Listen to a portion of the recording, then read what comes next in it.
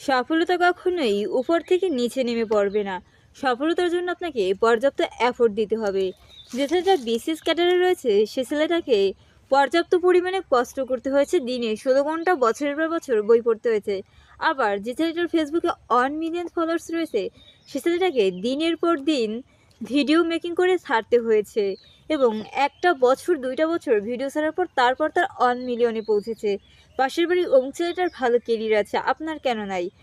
সুতরাং পাশের বাড়ির অমুক ছেলেটা এফোর্ট দিয়েছিল তার স্বপ্নের পিছনে, তার সফলতার পিছনে। আপনিও সফলতার পিছনে এফোর্ট দিয়ে যান, সফলতা আপনার হাতের মুঠে আসবেই।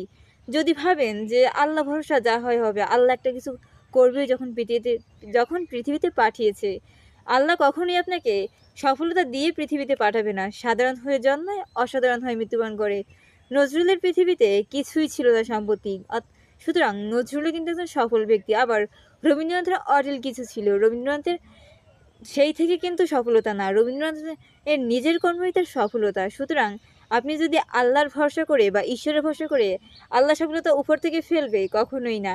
আপনাকে আপনার সফলতা নিজেকে গ্রো করতে হবে, নিজেকে অ্যাক্টিভ রাখতে হবে যদি আপনি সফলতা পেতে চান। তো এটা হচ্ছে র্যান্ডমলি ভিডিও আমার বই পড়ার বাহিরে।